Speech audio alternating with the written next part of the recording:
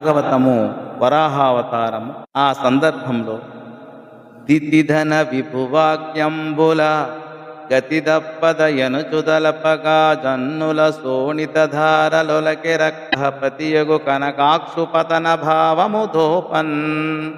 తన భర్త అయిన కశ్యప ప్రజాపతి చెప్పిన మాటలు తప్పవేమో అని దితి అనుకుంటుండగా హిరణ్యాక్షుని పతనాన్ని చూస్తున్నట్టుగా ఆమె పాలిండ్ల నుండి రక్తధారలు ప్రవహించాయి అని ఈ యొక్క పద్య భావం. అప్పుడు ఆ రాక్షసుడు కృతజ్ఞునికి చేసిన ఉపకారంలాగా తాను ప్రయోగించిన వందల కొలది మాయలు అరి మీద పనిచేయక విఫలం కాగా మొక్కవోని శౌర్యంతో ఆ విష్ణువును సమీపించి రెండు చేతులు చాచి అతని ఒక్క స్థలాన్ని బలం కొద్దీ పొడిచి బాధపెట్టాడు.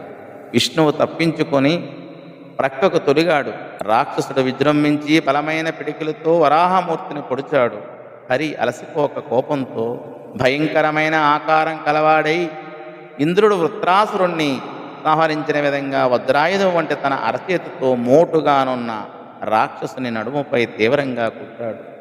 ఆ దెబ్బకు హిరణ్యాక్షుడు గిరగిరా తిరిగి కన్నులు తేలిపోగా సోలిపోయి ఎట్టకేలకు తీరుకొని ఎదుర నిలబడ్డాడు. అప్పుడు దిటచడిలో వెడి దైత్యుడు సటికిన్ దంశ్రాభి ఉన్న శత్రుమహోరస్తటికిన్ కరకుర పుటికిన్ గటితటహత కమల జాండ గటికింగిటికిన్.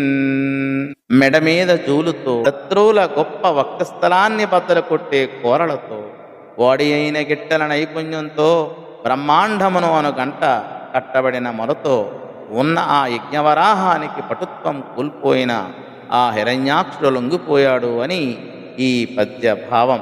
ఆ విధంగా లొంగిపోగా దివినింద్రాదులు సంతసింపహరి మొత్తం కర్ణమూలంబునంబవి సంకాస కఠోరహస్తమున కుంభల్లీల మైదాన దానవలోకేశుడు రక్తనేత్రుడగుచున్ దైన్యంబు వాటిల్లగా భువు మీదంబడి సోలె మారుతహతోన్మూలావనీ జాగృతిన్.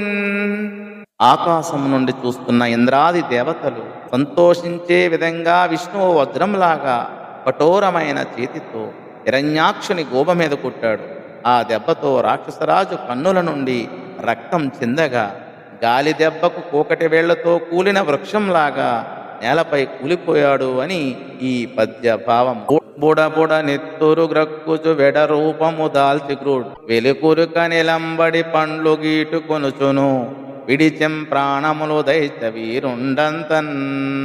అప్పుడా రాక్షస వీరుడు బుడబుడమని నెత్తురు క్రక్కుతూ